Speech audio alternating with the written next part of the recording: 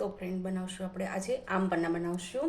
તો આમ પન્ના શરીરમાં તે માટે પણ ઉનાળામાં ગરમી ન લાગે અને લૂ ન લાગે અને શરીરને ઠંડુ ઠંડુ રાખે, તો એ માટે લાભદાયક છે. તો આ બનાવશું આપણે આજે આમ પન્ના. તો ચાલો કરી દઈએ, રેસીપી સ્ટાર્ટ કરી દઈએ. તો મારી ચેનલમાં તમે નવા હોય તો ચેનલને સબસ્ક્રાઈબ કરજો, એ પણ ફ્રીમાં જ છે. તો ચેનલને સબસ્ક્રાઈબ કરજો, લાઈક કરજો અને કમેન્ટ કરજો. તો ચાલો આપણે રેસીપી સ્ટાર્ટ કરી દઈએ. સો હાય એવરીવન, કેમ છો બધા મજામાં? તો આપણે અહીંયા 3 કેરી લઈ લેવાની છે, મોટી ધોઈ અને સાફ કરી, અને 3 મોટી કેરી લઈ લેવાની છે. તો એને આગળના ભાગથી થોડું કાપી નાખશું અને પછી એને બાફા મૂકી દઈશું. તો કુકરનું તળિયું ઢકાય એટલું આપણે પાણી લેવાનું છે અને 3 સીટી થાય ત્યાં સુધી આપણે એને બાફવાની છે. તો આપણે ગેસ ચાલુ કરી અને ધીમા તાપે આપણે એને બાફા મૂકી દઈશું. તો 3 સીટી થાય ત્યાં સુધીમાં આપણે કેરી બફાઈ જશે અને આ શરબત શરીરને ઠંડક આપે એવું બને છે અને સરસ બને છે. ઉનાળામાં તો બહુ જ સારું, લૂ ન લાગે. કેરી આમ થાય આપણે કેરી ખાવાથી લૂ નથી લાગતી, તો આ શરબત પીવાથી મસ્ત મજા, શરીર એકદમ ઠંડુ ઠંડુ રહેશે અને લૂ પણ નહીં લાગે. અને બહારથી આ કોઈ પણ મહેમાન આવ્યું હોય તડકાનું, તો આપણે એને આ શરબત બનાવીને આપશું તો મસ્ત એની રીતે શરીરમાં એકદમ ઠંડક આપે છે. તો કેરી ઠંડી પડી ગઈ છે, એટલે બહુ ઠંડી નથી પડી અને સેજ ગરમ છે કેરી. તો પણ હું સાલ ખેડવા મળી છું. તો આપણે કેરીને સાલ ખેડી નાખશું અને સરસ રીતે નાના નાના ટુકડા કરી નાખશું. બહુ જ ગરમ છે કેરી, એટલે નીચે મૂકતી જાઉં અને સાલો ખેડતી જાઉં, ગરમ લાગે છે તો મને. તો આપણે એને સાલું ખેડી નાખશું અને સરસ રીતે આપણે એને પછી મિક્સરમાં ક્રશ કરી નાખશું, એકદમ મસ્ત મહીન પીસી નાખશું. તો જો અહીંયા છાલો ખેડાઈ ગઈ છે મારે કેરીની. તો ગરમ લાગે છે મને બહુ જ, તે મૂકતી જાઉં છું અને સાલો ખેડતી જાઉં છું. બહુ ગરમ કેરી છે.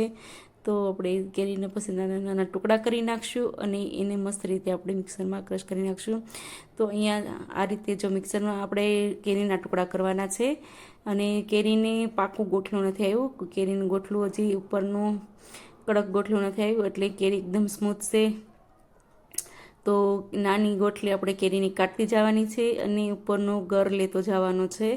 તો આપણે એને મિક્સરમાં નાખીને, ગર લઈને મિક્સરમાં નાખીને પછી આપણે ક્રશ કરી નાખશું. તો અહીંયા મારા કેરીના ટુકડા થઈ ગયા છે. તો આપણે મિક્સર ગ્રાઇન્ડમાં નાખી દઈશું આપણે એને, અને જોડે જોડે નાખીશું આપણે બધા મસાલા. તો અહીંયા મેં લઈ લીધા છે 3 મોટા આદુના ટુકડા, 2 મરચી અને પુદીનો લીધો છે. તો આપણે એને મિક્સરમાં પણ જોડે જોડે નાખી દઈએ. પુદીના તે શરીરને એકદમ ઠંડક આપે છે. પુદીનો શરીર માટે સારો છે. તો પુદીનો લઈ લીધો છે મેં અહીંયા. 4 થી 5 મરી લઈ લીધા છે અને કાળા નમક લઈ લીધા છે સંચળ, અને શેકેલા જીરાનો પાવડર લીધો છે અને મીઠું લીધું છે.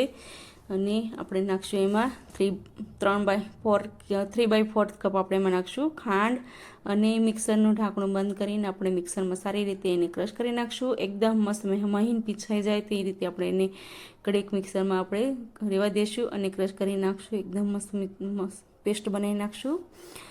તો બની ગઈ છે એકદમ સ્મૂથ પેસ્ટ અને તૈયાર છે મારા આમ પન્ના અહીંયા બનાવવાનો. તો આમ પન્ના બની ગયું છે મારે, રેડી થઈ ગયું છે. તો આપણે એને ગ્લાસમાં નાખી સર્વ કરી નાખીએ આપણે. તો એને આપણે એરટાઈટ ડબ્બામાં ભરી અને ફ્રીજમાં પણ રાખી શકીએ છીએ. તો આ રીતે હું એને ભરીને અને એને ઢાંકણું બંધ કરી અને ફ્રીજમાં મૂકી દઉં છું એને.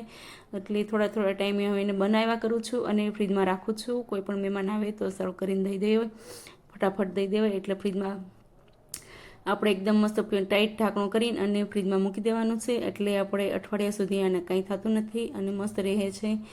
તો આપણે ગ્લાસમાં નાખીએ, સર્વ કરી નાખીએ. તો બધા ગ્લાસમાં મેં 2 બરફના ટુકડા નાખ્યા છે. એટલે મસ્ત એકદમ ઠંડુ થાય અને સરસ લાગે ઠંડુ ઠંડુ પીવાનું. તો 2 ટુકડા અહીંયા નાખી દીધા છે અને પછી હું નાખીશ એમાં જીરા પાવડર. તો આમાં નાખી રહીશું હું શેકેલા જીરાનો પાવડર નાખી રહીશું. તો 4 ગ્લાસમાં મેં શેકેલા જીરાનો પાવડર નાખી દીધો છે અને સંચળ નાખું છું. સેજ સંચળ નાખી દીધું છે મેં અહીંયા થોડું, અને પછી નાખીશું એમાં આમ પન્નાનું ક્રશ કરેલું નાખીશ. તો બધામાં મેં 2 ચમચી આપણે ક્રશ કરેલું નાખી દેવાનું છે. 2 ચમચી નાખી અને પાણી નાખીને હલાવી નાખવાનું છે.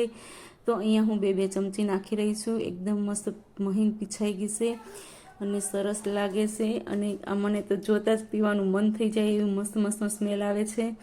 તો સરસ બન્યું છે આમ પન્ના. તો આપણે અહીંયા તૈયાર થઈ ગયું છે આમ પન્ના, અને મસ્ત રીતે આપણે સર્વ કરી નાખશું. તો જો અહીંયા ગ્લાસમાં નાખી દઈશું અને એમાં નાખીશું એકદમ મસ્ત ઠંડુ ઠંડુ ચીલ્ડ પાણી નાખીશું. પછી તો એકદમ મસ્ત તૈયાર થઈ ગયું છે. પાણી આવી રહ્યું છે મોઢામાં મને તે પણ આપણે થોડોક વાર ખમી જઈશું અને બનાવી નાખ્યું છે આપણે આમ પન્ના. તો એકદમ મસ્ત ઠંડુ ઠંડુ પાણી પણ નાખી દીધું છે, ચીલ્ડ વોટર, એમાંય બરફના ટુકડા નાખ્યા હતા. એકદમ મસ્ત મસ્ત થઈ ગયું છે ઠંડુ. અને ઉપરથી નાખીશું આપણે એને ફુદીના. તો એકદમ મસ્ત હલાવી દીધું છે 4 ગ્લાસમાં અને નાખીશું આપણે પછી ઉપરથી આપણે એમાં નાખીશું ફુદીનાની પત્તી અને મસ્ત રીતે પી લેશું. તો તૈયાર છે મારા આમ પન્ના. કેવું લાગ્યું?